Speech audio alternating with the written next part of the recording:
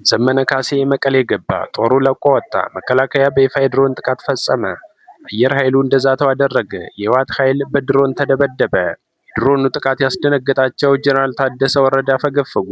ትግራይን የጦርነት አውድማ ለማድረግ የተሰለፋችሁ አካላት ከድርጊታችሁ እንድትታቀቡ ሲል ጊዜያዊ አስተዳደሩ አስጠነቀቀ። ወደ አፋር ክልል ዘልቆ በመግባት የአፋር ክልልን 6 ወረዳዎች ተቆጣጥሮ የነበረው የህወሓትን ጦር አየር ኃይል ድንገተኛ ድብደባ ፈጸመበት።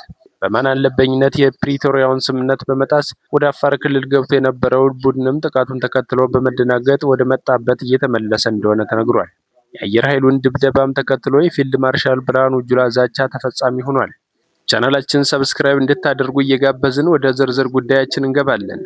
ህወሓት በፓርቲው ሊቀመንበር ዶክተር ደብረጽዮን ገብረ ሚካኤል እየተመራ የትግራይን ህዝብ ሉዓላዊነት ማረጋገጥ በሚል ተልካሻ ምክንያት ወደ ዳግም የእልቂት ጦርነት እየጋበዛቸው ይገኛል። ፌዴራል መንግስት የፕሪቶሪያውን ስምምነት ሙሉ በሙሉ ጥሶታል በማለት ሙሉ የጦርነት ዝግጅቱን አጠናቆ በአፋር በኩል ጥቃት መፈጸሙ ይታወቃል። የአፋር ንጹሃን ገበሬዎችም የጥቃቱ ሰለባ እንደነበሩ ለማረጋገጥ ተችሏል።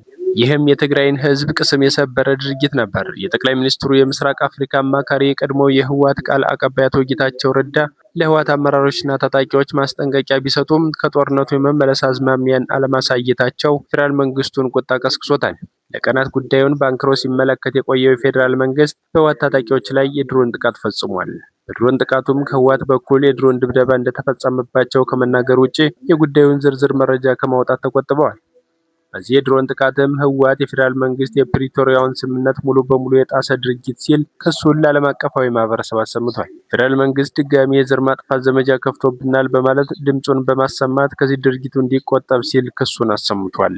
ይህ በእንዲህ እንዳለም የህወሓት ዋና የጦር መሳሪያ ዲፖና ማሰልጠኛ ማዕከል በሆነው የተንቤን በረሃ ላይ ከባድ ድሮን ድብደባ እንደተደረገባቸው ተረጋግጧል። በዚህም ምክንያት ህወሓት ከሻዕቢያ ጋር ጥምረት በመፍጠር ጦርነቱን ለመቀላቀል መዘጋጀታቸውን በከፍተኛ የጦር ጀነራሎች አማካኝነት በግልጽ አሳውቀዋል።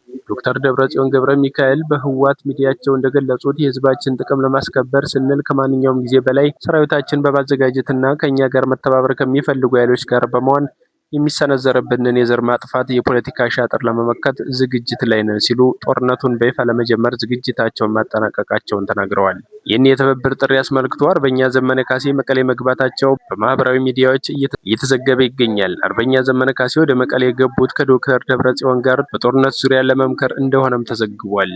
ጉዳዩ የሁለቱን ኃይሎች ጥምረት ብቻም ሳይሆን ከጀርባ ሌሎች ኃይሎችም እንደሚኖሩ ተገምቷል። ይህ ደግሞ ጦርነቱን ወደ ባሰ እልቂት ያሸጋግረዋልም ተብሏል።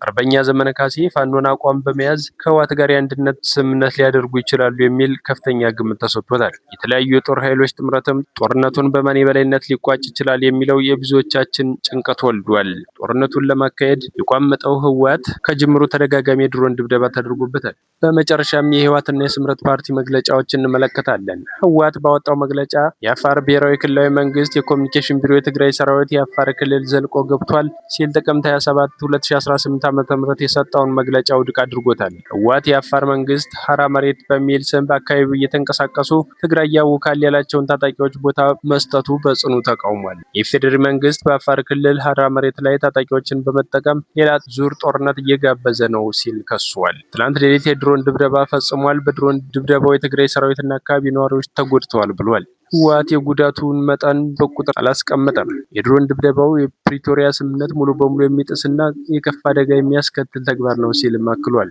የአህጉራዊ አደራዳሪ ሀገራት ዝምታን ተከትሎ የፌዴራል መንግስት የፕሪቶሪያ ስምምነት እንዳይፈጸም እንቅፋት ሆኖ ቆይቷል ያለው ህወሓት አሁን የድሮን ድብደባ በማካሄድ ስምምነቱን በግልጽ ጥሶታል ሲል ስሞታ አቅርቧል። የኢትዮጵያ መንግስት አሁንም ያሉ ልዩነቶችን በሰላማዊ ፖለቲካዊ ውይይት እንዲፈታ ጥሪ አቅርቧል። ይህን ተከትሎ ስምረት ፓርቲ መግለጫ አውጥቷል። ኋላቀሩ ቡድን የወሰደው እርምጃ የትግራይና የአፋር ህዝቦች የጀመሩትን መልካም ዝምድና የሚያበላሽ አጥፍቶ ጠፊ ውሳኔ ነው ሲል ኮንኖታል።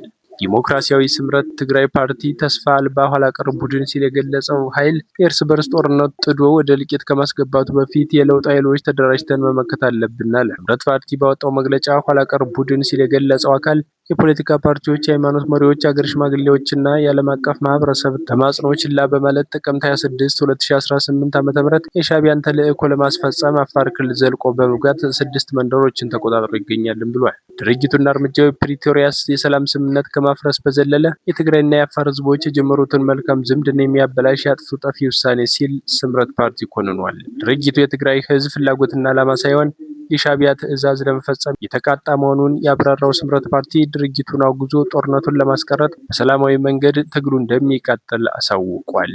እምቢ በሻዕቢያ ወታደራዊ ኮማንዶ በሚመራ ስር ሆነን አንዋጋም በሉ ሲል ስምረት ፓርቲ ለትግራይ ሰራዊት አባላት ጥሪውን አቅርቧል። ፓርቲው ለትግራይ ዲያስፖራ ማህበረሰብ ባስተላለፈው መልእክት ደግሞ ከነዚህ እድሜ ልክ ደማችን መጣው የማይጠግቡ መዥገሮች ለመላቀቅ እጅ ለእጅ ተያይዘን ትግላችን ከፍ እናደርገዋለን ሲልም ተደምጧል።